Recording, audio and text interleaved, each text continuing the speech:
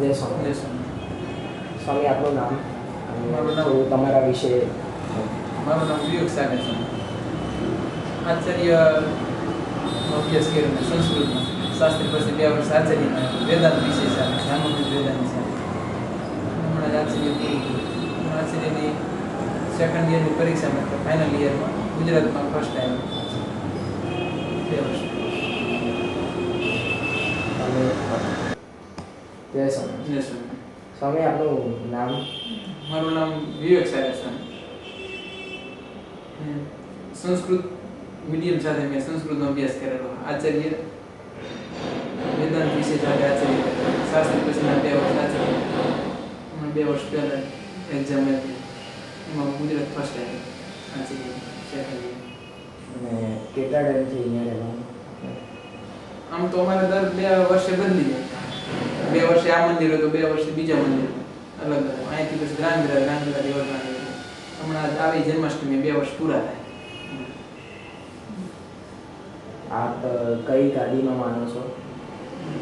આમ હું ગાદી કાલુપુરમાં 2 ગાદી થઈ એમાં કાલુપુર અમારી મેઇન સંસ્થા વઢવાણ. બરાબર. અમારા આચાર્ય મહારાજ વઢવાણના આવે માધવેન્દ્ર પ્રસાદજી મહારાજ. અને તમારી ગાડી મૂળ ગાડીથી કેવી રીતે અલગ છે?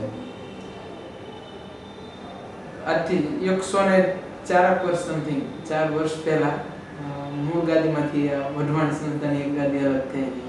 આચાર્ય જે કુંજય પ્રસાદજી મહારાજ હતા એમને આ નંદનદેવની ગાદી ઉપર એમને બેસાડ્યા અને પછી બેસાડ્યા તે જ દિવસે ત્યાં અભિષેક સાથે કાયદેસર ત્યાં જ બેસાડ્યા.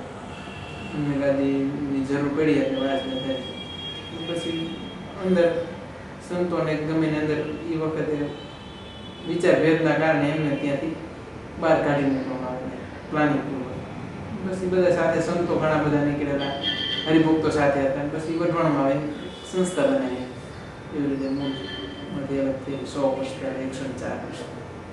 અને વઢવાણ ગાદી આપણી કાળુપુર ગાદીથી કેવી રીતે અલગ છે અને કેમ અલગ છે? આમ તો શ્રીજી મહારાજનો ઓરિજિનલ સિદ્ધાંત એવો છે કે જે આચાર્ય ધર્મ પાળી શકે અને પડાવી શકે એને આચાર્ય પદે બેસાડવા. પરંપરામાં જ બેસાડે એવું કોઈ નિયમ નથી. કારણ કે ધર્મની ગાદી એટલે ધર્મ સચવાય એ વ્યક્તિને ધર્મના કુળમાં એટલે ધર્મદેવના પરંપરામાંથી રામ પ્રતાપભાઈનું કુળ હોય અથવા તો ઈચ્છારામભાઈનું કુળ હોય એમાંથી કોઈ પણને યોગ્ય અધિકારી જે હોય એને ગાદી બેસાડો. જ્યારે નંદન દેવની ગાદી ખાલી થઈ અને ત્યારે જરૂર હતી ત્યાં સારા કોઈ ધર્મ પાડી શકે પડાવી શકે એવા આચાર્ય તરીકે, ત્યારે કુંજરી પ્રસાદજી મહારાજને ત્યાંથી છપિયાથી લાવેલા અને એમને ગાદીએ બેસાડ્યા. અભિષેકથી બધું થયું. પછી સ્વાભાવિક પ્રવચન થાય, બધું પતે પ્રવચન કર્યું. એટલે થોડુંક આમ ધર્મમાં કડક બાબતથી પ્રવચન કર્યું એટલે જેને ધર્મથી વિરુદ્ધ જેવું હોય એના સ્વાભાવિક છે એ વિરોધ પણ થાય. અને પછી બધાએ નક્કી કર્યું ભાઈ આ આપણને કડક પડશે આચાર્ય તરીકે કે આપણને ધર્મમાં ફરજિયાત રાખશે જ, ધર્મમાં રહેવું પડશે. એટલે પ્લાનિંગ કરીને એમને ત્યાંથી બહાર રાત્રિના સમયે બહાર કાઢી મૂકવામાં આવ્યા. હું જ્યાં જાણું છું ત્યાં સુધી આવું સાંભળેલું. આપણે તે વખતે હોય નહીં, હું તો પરંપરામાં સાંભળેલું હોય એવું. તમારી ગાદીનું તંત્ર સમજાવશો? કઈ રીતનું પદવી છે એ કેટલી પદવી છે આચાર્ય મહારાજને સંતો? આમ તો ગાદીની પદવીમાં તો ગાદી પરંપરામાં ગ્રહસ્થ હોય વારસદાર તરીકે. અત્યારે માધવેન્દ્ર પ્રસાદજી મહારાજ છે તો હવે એમના પુત્ર 2 હોય તેમાંથી જે લાયક હોય એને ગાદી બેસાડે, પછી એમના પુત્રને બેસાડે. ગાદી પરંપરા એવી છે. સંતોને કોઈ ગાદી પરંપરા હોય જ નહીં. સંતોમાં શિષ્ય પરંપરા હોય.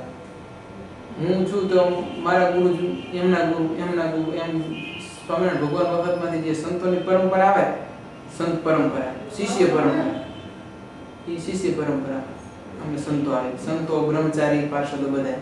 ગાદી પરંપરા એ જુદી અને સંતોની સંત પરંપરા જુદી. કેટલા અલગ અલગ છે સંત બ્રહ્મચારી છે સંતો, એટલે એ કયા અલગ અલગ ભગવાનથી ચાલેલા આવે છે? એટલે આચાર્ય મહારાજ સંતો બ્રહ્મચારી આચાર્ય મહારાજ હોય પછી સંતો હોય, પછી બ્રહ્મચારી હોય, પછી પાર્ષદો હોય, અને પછી ગ્રસ્ત હરિભક્ત હોય. અને બાઈઓમાં સાંખ્યોગી બહેનો હોય, જેમ સંતોમાં સંત બાઈઓમાં સાંખ્યોગી બહેનો. અને દરેક પદવીની જવાબદારી અને કામગીરી સમજાવશો.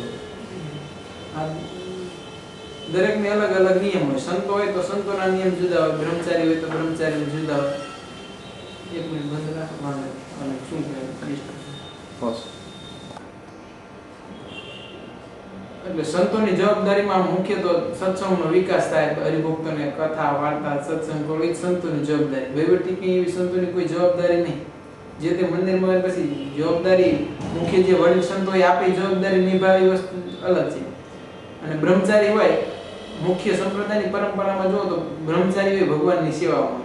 બ્રહ્મચારી એ થઈ શકે જે બ્રાહ્મણ હોય અને દીક્ષા લે, એને બ્રહ્મચારી કહેવાય. એને ઉપરનું કપડું અને નીચેનું કપડું અલગ હોય, ઉપર લાલ હોય, નીચે સફેદ હોય.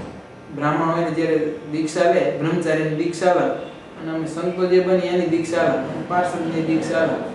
એટલે સંતોને નિયમ થોડા જુદા હોય ને બ્રહ્મચારીને મોટા ભાગે ભગવાનની સેવા હોય. ત્યાં સુધી બ્રહ્મચારી